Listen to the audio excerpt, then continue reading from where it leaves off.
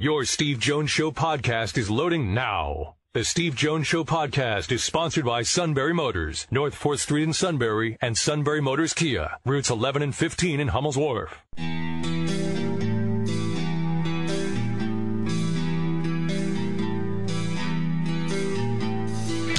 Sports talk where your voice counts. This is the Steve Jones Show on News Radio 1070 WKOK. Now, from the Sunbury Motors studio, here's Steve Jones. Sunbury Motors, 4th Street in Sunbury. Sunbury Motors Kia, routes 11 and 15 in Hummel's Wharf. Great to have you with us today. Championship Friday tomorrow on Eagle 107. Selinsgrove against Beaver. 1:15 the airtime from Medler Field, Levrano Park. First pitch at 1:30 with Kevin Herr and Ray Moyer. Thanks to all of our sponsors who have stepped up. Our sales staff did another awesome job. And Kevin and Ray will make it pay off with an awesome job in the air tomorrow. All right, what does a championship sound like? Well, hopefully 24 hours from now, it'll sound like the high school baseball version of this. The St. Louis Blues have done it. They've done it. The Black Aces are out. The team has swarmed Jordan Binnington. The coaches are hugging and crying. I can't believe it. I cannot believe what I am witnessing right now. St. Louis, a team that was put together in the fall. New faces, new roles. They struggled and bent. And on the verge of breaking, they found their game after Christmas. They came together, they fought together, they won together, and now they are Stanley Cup champions together. This is not a dream. This is real life St. Louis. Let's party. And they are loving it in St. Louis. It is, in the history of the NHL, it is the longest that any franchise has gone from its beginning to finally winning the Stanley Cup. Now, obviously, it has been since 1967, since the Toronto Maple Leafs have won. We're not talking about the longest drought. We're talking about the longest period of time it's gone from the, quote, beginning of the franchise to actually winning the Cup. 52 years. All the original six able to win their Stanley Cups, whether it's the Rangers, the Canadiens, the Maple Leafs, the Blackhawks, the Bruins, the Detroit Red Wings. They all won theirs before 52 years. St. Louis was in that second six. Now, in that second six, the Flyers won back-to-back cups early on, winning in the 74 and 75 seasons. The Penguins, of course, won their first cup, I want to say in 91, and then won again in 92. The LA Kings took them a long time. But the Kings, what did the Kings win? At least 2 Stanley Cups, right? Maybe 3. But they've done that, obviously, before St. Louis did. The Dallas Stars, they were the Minnesota North Stars. With Brett Hull and those guys, they were able to win in, 2001, I think, when they beat the Buffalo Sabres? And then the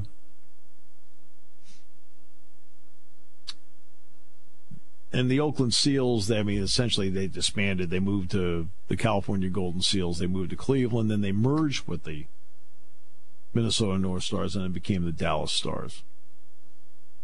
And look at the Washington Capitals last year. They had a 40-plus year drought, and then they won last year. They did, but they weren't part of that original six. Correct. They came in the same time as the New Jersey Devils, who at the same time was the Kansas City Scouts, then the Colorado Rockies, and then they became the Devils. Yeah, but look at all the teams that have won Stanley Cups this decade that had such a long drought. Yeah, long drought. And you know what's interesting? Now who's in the longest drought? Believe it or not, it's Buffalo and Vancouver. How about the Toronto Maple Leafs, too? Well, I'm talking about from the beginning of the franchise. Okay. The Maple Leafs, as I mentioned earlier, there's now a 52-year drought for them total.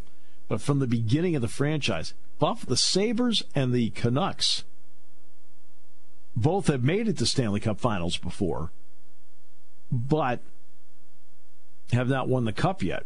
Now they become the ones that carry the mantle of longest since the start of the franchise without winning it. So the St. Louis Blues, how about that? They were in last place in early January. They only had 34 points. I mean, they were in the territory where the Philadelphia Flyers were. They had the worst record in the NHL. When Craig Berube came in, they were tied for the worst record in the NHL. Right? Now, they're Stanley Cup champions. I think they can take the interim tag. I would hope Coach so. Craig. Come on. I would hope so. Come on.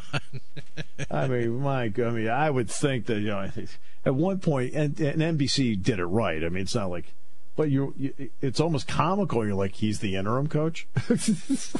like they're considering going with somebody more permanent here. What an amazing run! And I thought that in 5 of the 7 games, I thought that St. Louis was the better team in 5 of the 7 games. I didn't win all of them. There was one of them they lost. But in game 3 and game 6, the Bruins were better.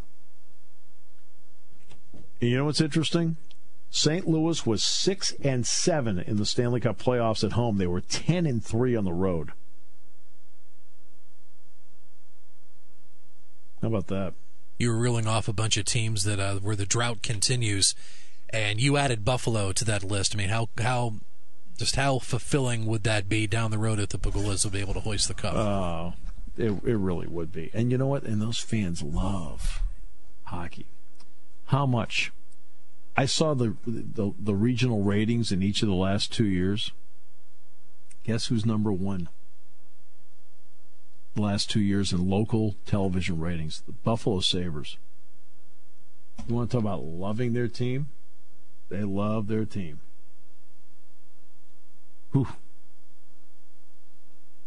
So, just something that, and then Vancouver's the same way. And by the way, the ratings in Canada when Vancouver played were pretty impressive. When they played the Bruins a few years ago. And the ratings were huge in Canada. So there you go. Yeah. So the Blues have done it, and it's totally improbable.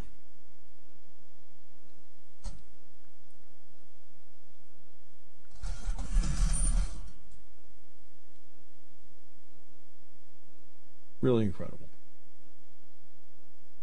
All right. Get you up to date now in the U.S. Open Golf Championship that is going on at Pebble Beach. The conditions today are as benign as Pebble Beach can be. There's no wind out there today. Now, whether it picks up tonight, I don't know. But there's no wind out there today. So here we go. Ricky Fowler shot a 5-under par 66. He is the leader by 1 over Scott Piercy and Louis Oosthuizen, who are both finished at 467. I guess Oosthuizen isn't quite finished yet. He's playing 17. Sepp Straka, Emiliano Grillo, Rory McIlroy, Gary Woodland all shot 68. Still on the course, Xander Schauffele. Remember I talked about him yesterday? Sergio Garcia, both at 3 under par. Martin Keimer, former champion, John Rahm, Mark Leishman, Bryson DeChambeau, Graham McDowell, Hideki Matsuyama, all at 2 under par. The group at 1 under, Jason Duffner, Zach Johnson, Jason Day, Tommy Fleetwood.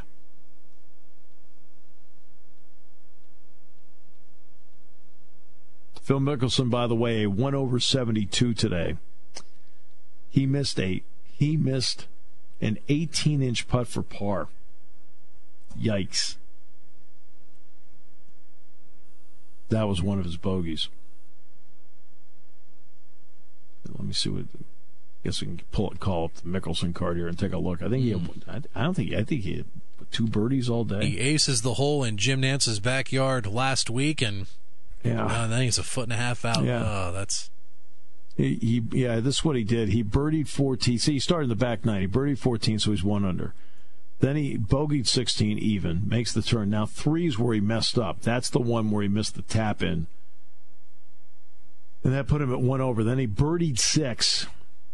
He missed a point-blank birdie putt at 7, and then he bogeyed 8, so he finished at 1 over. Now, Tiger goes a little bit less than an hour from now, so he is going to be, for those of you who enjoy primetime golf, because it's in California, I mean, it's only 1:16 there. Tiger goes in about 45, 50 minutes. And that is his story today. He's going to be in a pretty good spot. Twins won today, the Twins at the end of 7 at Target lead Seattle 10-1. The Braves have won again, Philly fans, have won 7 in a row. They beat the Pirates this afternoon 6-5. So now the Braves have won 7 in a row. They had a 5-run 5th inning today. Ronald Acuna went 2 for 5 again today. And Freddie Freeman drove in a couple of runs today. So did Josh Donaldson. He drove in a run. The backup Tehran is now 5-4 on the year, and Jackson had the save. And they beat Joe Musgrove today, and they knocked him around pretty good. 4 innings, 9 hits, 6 runs, all earned. Musgrove's now 4-7. Tehran goes to 5-4 on the year. So there you go. There's the story on the Bucks and the Braves. So the Braves are now, 40-29 on the year? That sound right? And the Phillies come calling to the Braves starting tomorrow night. Yeah, exactly. This will be their first divisional matchup in well over a month. And the Phillies will go into that a game and a half back. They're 38-30. The Braves have won 7 in a row. And Bryce Harper did not play last night. That was the first day off that Gabe Kapler gave him as a Philly. And for this specific reason, he wanted to give him 2 days off of rest and recharge and get ready for this long stretch of divisional games. Well, to be honest with you, that's one of the reasons I've talked about reducing the baseball schedule. I mean, look, I realize what I'm saying is unrealistic. Okay? I know it's unrealistic, so let me at least say that out of the gate. I understand that completely. What I'm about to say is absolutely unrealistic, okay?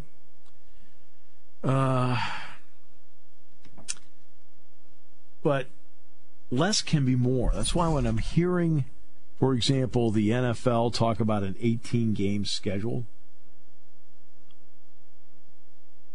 I look at that and think, I don't know. I think they've got it just right.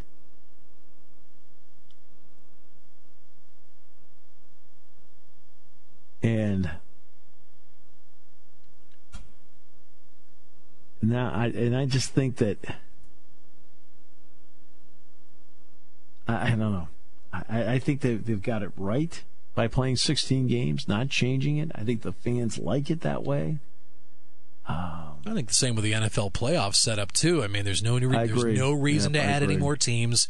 Yes, we're bummed out as January rolls along, and it's like, oh no, there's only 3 or 4 games total left of the year. We got to savor every second of every game. But that's what makes it exciting, and that's what makes it fun to watch. Yeah, I agree. I agree with you. I think you're absolutely right about that.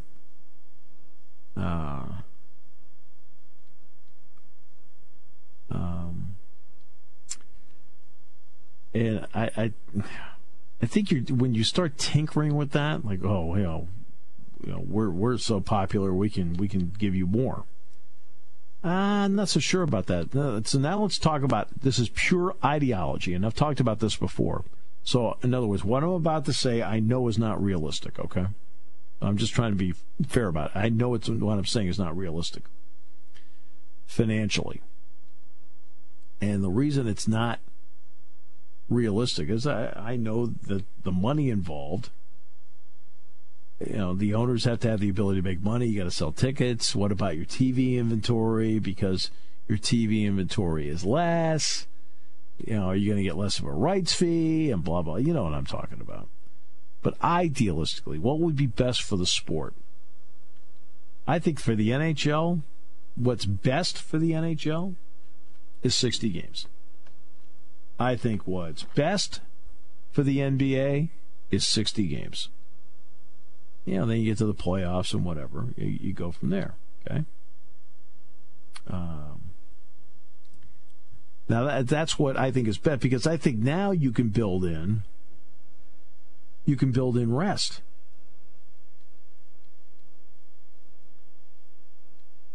Because these players need rest.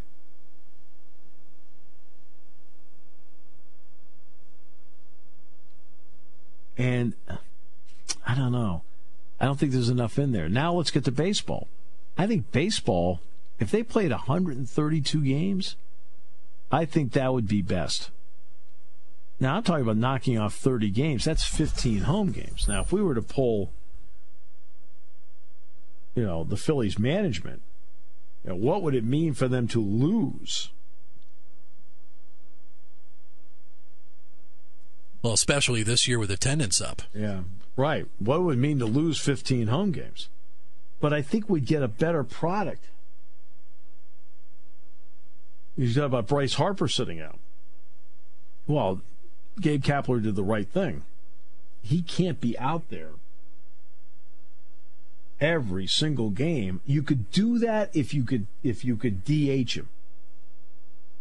But because the DH isn't in the league, you can't pull him out and just have him hit that particular. You can't do it. And it was only a matter of time when Bryce was going to take a game off, because I know at least more than once JT Realmuto has gotten some time off, and it's just picking the spots the right time to do it. Oh, exactly. You're exactly right. You're exactly right. And I just think that that's something that's really the rest part of it. This is something I hear coaches talk about all the time. Now, obviously, you're dealing with young people. So in dealing with young people, trying to get them to rest and not stay up late and not talk to their girlfriend or not play video games.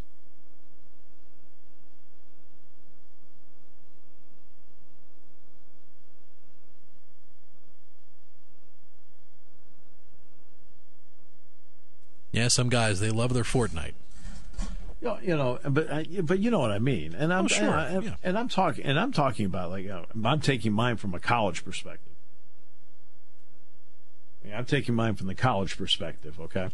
So it's a little different, but let's face it, I know what the kids are doing.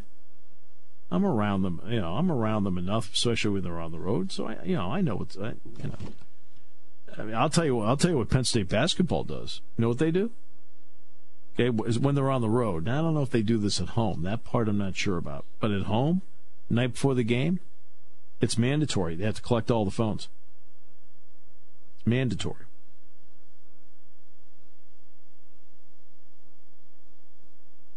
And that's because they want them, get rest. So now let's take it back to 132 games. Look, you've got to be able to build in these rest days for them. I mean, it's such a grind. Hey, they're going to go on a 12-game road trip. Okay, well, it may be 12 games in 13 days, but okay, you play, you arrive in a city, then you play 2 games, then you pack up because you're going to be leaving after the third one to go in the next spot, then you go to the next spot and you play the next day. And it's on and on and on and on. Believe me, as somebody who travels a lot, and maybe a little bit older than they are, you do get tired. And I'm not doing anything physically taxing, as all the people in the area who see me play golf can attest to. I'd be curious as to how many other basketball teams in the Big Ten Conference, if they do that, if they, I don't want to say confiscate, but just collect all the phones from all the players the night before a game. I don't know if this was Pat's idea or if this is what they did at Villanova when he was assistant coach. I don't know. But that's what they do. Now, I mentioned this to James once, and James was like, geez, they're on the road. He said, we got 70 guys. It's a little bit different when you have 70 guys on the road as opposed to having 13. But that's the reason they do it is because of the concern of, get rest. I mean, you know how many times I've heard from Joe Paterno to James Franklin, Patrick Chambers, talking about sleep. They're always talking to these guys about sleep all the time. Now, what really bothered me is they said, just play back Steve's show, you'll fall asleep. We'll come back with more in a moment here on News Radio 1070 WKOK. It's been a great spring at Sunbury Motors Kia, and they want to keep the strong momentum going into summer with the Summer Sticker Sales Event. Want to see you in a Kia. Sunbury Motors Kia. Summer is our favorite season, and you'll agree with these great deals. Lease a 2019 Kia Forte LXS for just $199 a month for only 36 months with $1,600 total due at signing. Save over $6,000 on a 2019 Sorento LX, now just $27,301. There's $5,000 in savings on a 2019 Kia Sportage, now only $21,901. Plus, get 0% APR financing for 66 months on select 2019 models. And all Kias come with a 10-year, 100,000-mile powertrain warranty, making it the best summer ever at Sunbury Motors Kia, routes 11 and 15 in Hummel's Wharf. Financing through KMF. Lease term is 30 months, 10,000 miles per year. $1,600 total due signing or equivalent trade. No security deposit required. Tax and tax extra. Offer expires 6/30/19. Warranty is a limited powertrain warranty. For details, see retailer or go to kia.com. For nearly 100 years, Purdy Insurance has been your locally owned, family-operated source for insurance products. With a staff of over 20 and partnerships with some of the industry's most trusted companies, Purdy has the experience and resources to get the job done.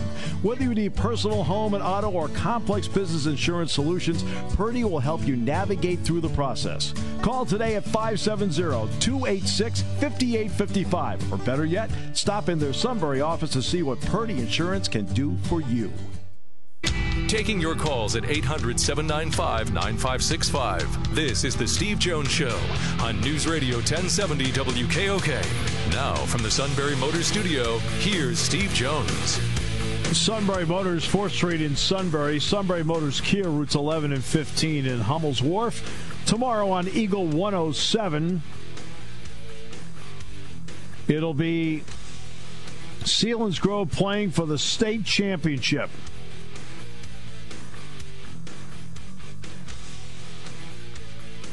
They'll take on Beaver at 1:30, airtime 1:15. We had a little problem, by the way, today, which Sean knows all about. Guess who was invited to go to practice today? Practice? Talking about practice. I know. Our guy. So he goes over there, and I guess they turned the sprinkler system on to make it seem like it was a rain out, and he left. I could have sworn that was rain. Okay.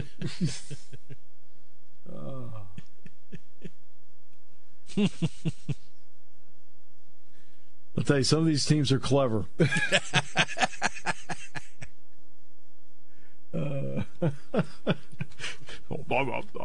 They knew the second that happened, he would bail. Boys, it's time to activate Operation Suit. Here we go. On 2. You know, it was fun listening to him yesterday talk about how fun his team is, how loose they are. Yeah. I thought that part was really, really cool. I found a replay of Blaze Zeiders hit inside the park home run here during postseason play. And just seeing the guys coming out of the dugout and just being carefree and just that loose, light feel going through the dugout. I mean, when it comes into pressure point situations, and you hope that the Seals will not have to go through a lot of those tomorrow. But let's face it, you're one pitch away from something quirky or kind of weird happening. But yeah, that can pay dividends for them tomorrow, keeping that feeling in tow.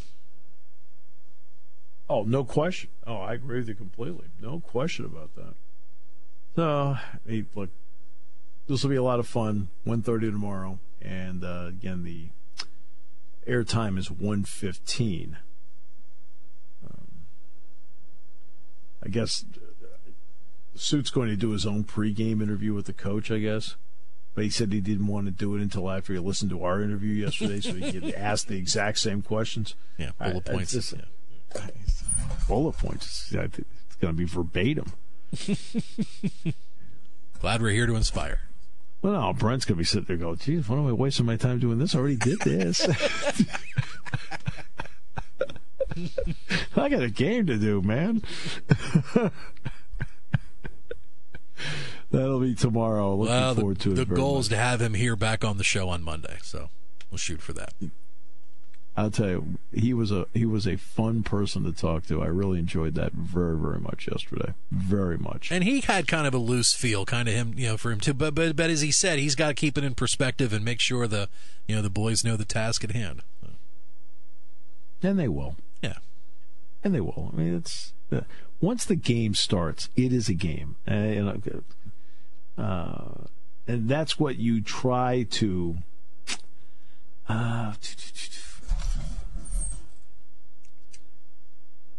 People have asked me, what's it like to do a Rose Bowl? What's it like to do an Orange Bowl or a Fiesta Bowl, something like, or the Big Ten championship game, or an NCAA tournament? I've been asked that many, many times. And I've told everybody, I said, look, once the game starts, it's a game. It's like, you build up, and you know me, I don't get nervous anyway, so there's no real like, I'm churning here. It's like, all right, let's get started. Yeah, I told you the story about the Rose Bowl, walking in, looking at Jack, and I go, hey, this is really cool. Who are we playing? He goes, where do you come up with this? So I'm not someone that gets nervous anyway about that. But obviously, there's a sense of anticipation before you do. But once it starts, once the ball's thrown in the air, once the ball's kicked off, or in this case, once the ball is pitched,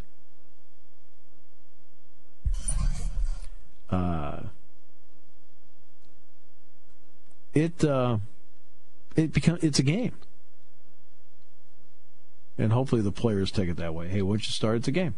Play.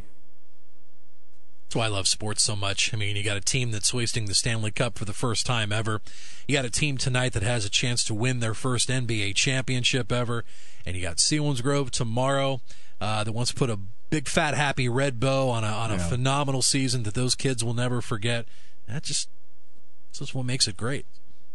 Yeah, no, it's for the entire town. See, now this goes back to what I talk about the Friday nights and why I don't want Friday night high school or college football. And I've talked about this many times. When I talk about how special a Friday night is, you have your pro team. So you root for the Eagles, you root for the Steelers, whatever it may be. It's pro football.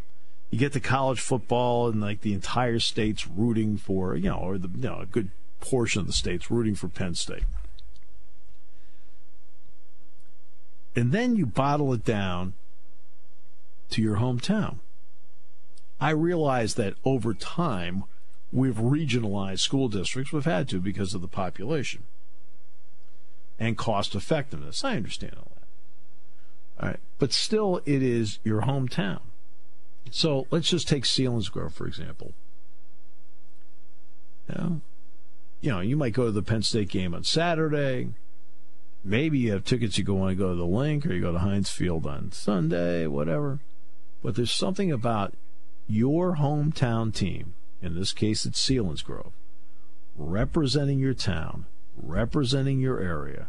You go out there, it's like old home week because there's a lot of people you catch up with at the game.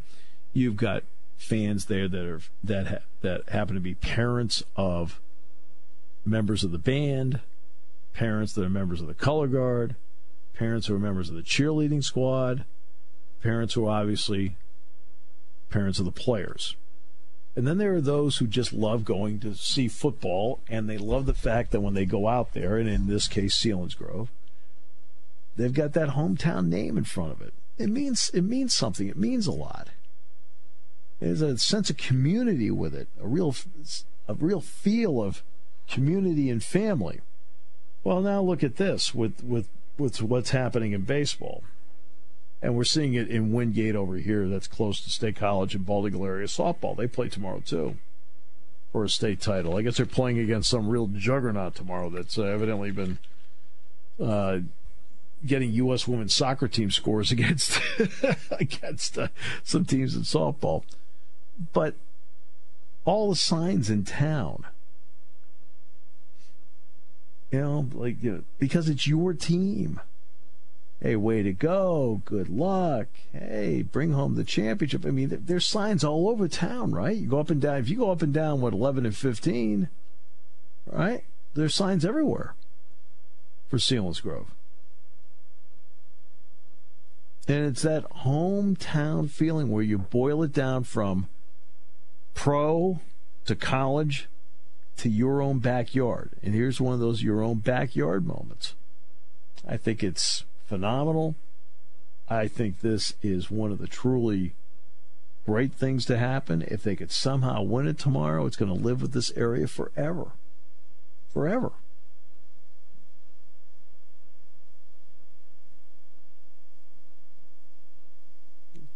I just got to go out and play. Yeah, this year marks the 10th anniversary of Selinsgrove football going undefeated and winning their state championship. And that was the first year we started airing the Seals games over on Eagle 107. So, right, exactly. And people still talk about that to this very day. And Pat and Ryan will back me up on that. Pat O'Brien and Ryan Brandt do a great job, don't they?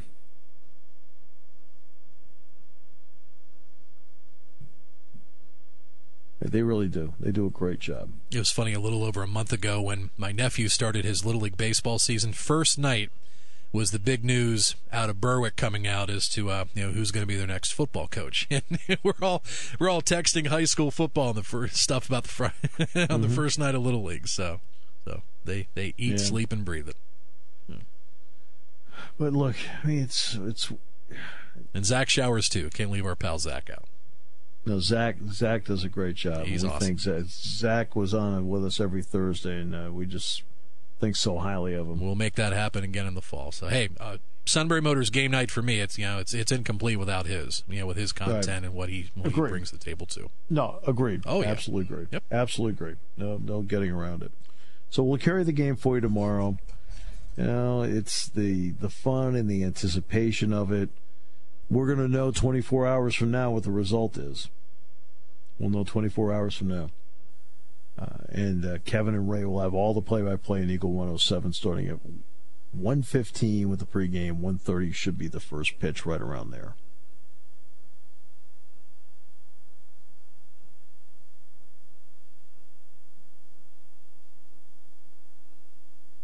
Well, great moment for the area. Great moment for the area. Tiger, by the way, getting close to teeing off. Brooks Koepka's about ready to tee off at the U.S. Open. Braves won today, 7 in a row for them. Phillies this weekend. We'll have that for you on News Radio 1070 WKOK. Your home for the Philadelphia Phillies. I just love the hometown feel of it.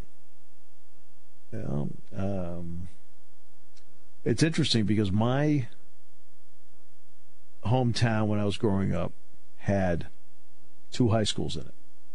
We had enough population when I was growing up to have 2. And Enrico Fermi High School, and Enrico Fermi is the one that split the atom, right, was the Crosstown High School. We were Enfield High School in Enfield, Connecticut. I always loved the fact that we had the town name. You felt like you were representing the town. Nobody knows who we're, In fact, people in town didn't know who Enrico Fermi was, let alone what town they were in. So, I mean, it's like, but the Selinsgrove thing, that's really cool. Selinsgrove, it's really cool because it's town. You know, people in our area love their high school sports. They love their high school sports. Now, from Shikellamy to Selinsgrove to Milton to Lewisburg to Mount Carmel to Danville to Mifflinburg. Hey, how about the earthquake last night? How about that one? Did you feel it?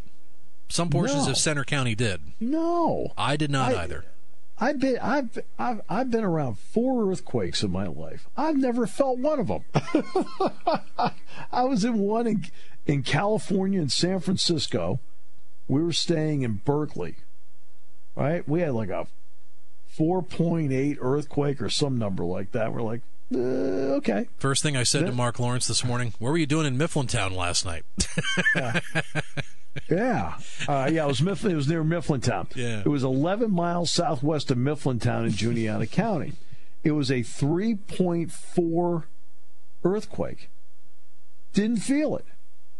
When in 1991, Center Hall had an earthquake, a 3.0. Didn't feel it. San Francisco, 4.8. Didn't feel it. D.C., 5.8. Oh, my goodness. I'm like, didn't feel it. I'm 0 for 4. I'm glad I didn't feel it, but our area. There's a quarry in back of my neighborhood, as you know, because Sean, you've been here enough. Yeah. All right. Well, every day around noon they blast. Now that I feel, it's like whoa, okay. That I feel. Earthquake, no.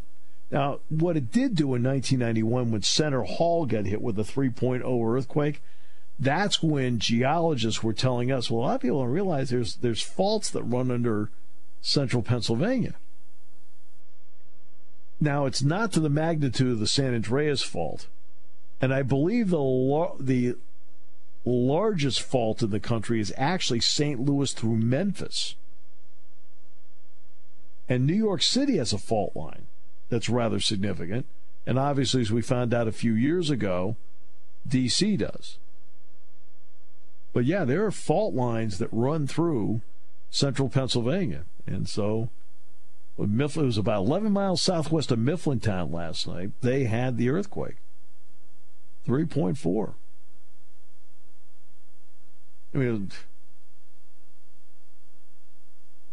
I just didn't, I don't know how uncomfortable you were when the suit came in and said, oh, last night the earth moved. Look, hey, come on. Overshare. No thanks. It's too much info. Oh, there's an earthquake. Oh, we'll come back with more in a moment here on News Radio 1070 WKOK.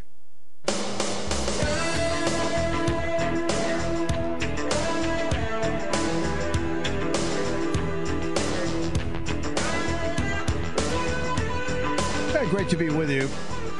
And the U.S. Open Golf Championship continues. The Phillies are off today, but they go down to Atlanta. They lost another half game because the Braves right now just aren't losing. They haven't lost in a week. The Braves have now won 7 in a row. They beat the Pirates today 6-5 at SunTrust Park up in Cobb County. And they will host the Phillies this weekend and have a 1.5 lead in the division heading into the weekend. And next day off for the Phillies won't be until Monday, July 2nd. Right. Yeah, no, they're going to be on a run here. That's what. So it's a 14 straight days they're going to have to play? Something like that. That sound right? Pretty close. Yeah. Tonight, the Raptors and the Warriors, 9 o'clock. Warriors, last game they'll ever play in Oakland. They play next year at Chase Arena in San Francisco. They're trying to force a 7th deciding game tonight. The Raptors are trying to do what the Blues did last night. They're trying to win their first ever championship. So that's at 9 o'clock tonight on ABC. Top of the ninth, Twins lead the Mariners 10-3 in Minneapolis. And Zion Williamson is suing to end an agreement with a marketing firm.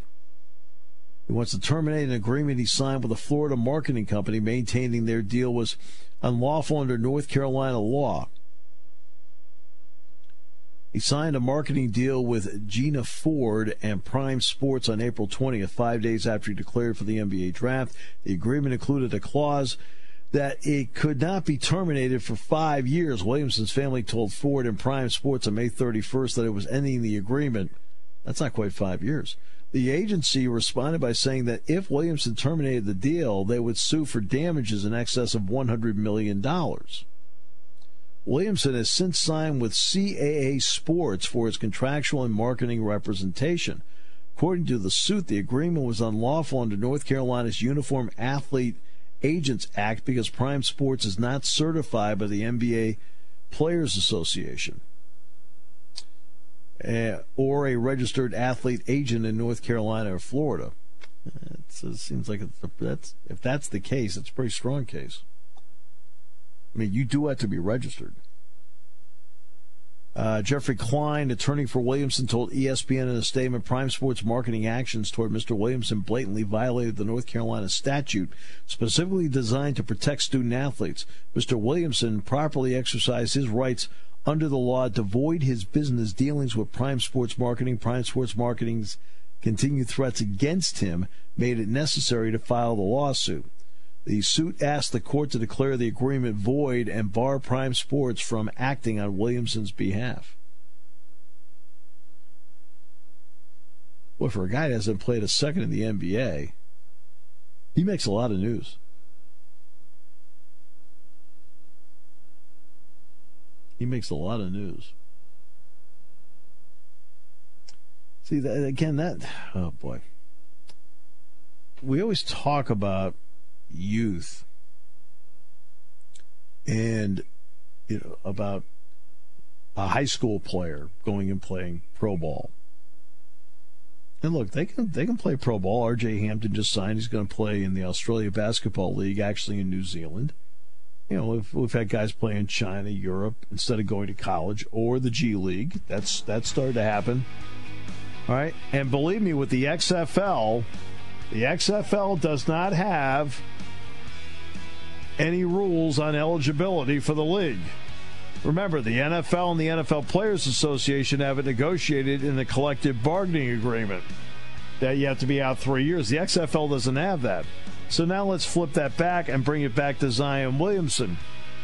You have a lot of young people here that really need to get really good, rock-solid advice. Who's out there to do it? I mean, who's out there to do it? Somebody's got to help them with advice, because now this guy enters into an agreement on April 20th. On May 31st, he's trying to get out of it. I mean, he's only 18, 19 years old. He's 19 years old.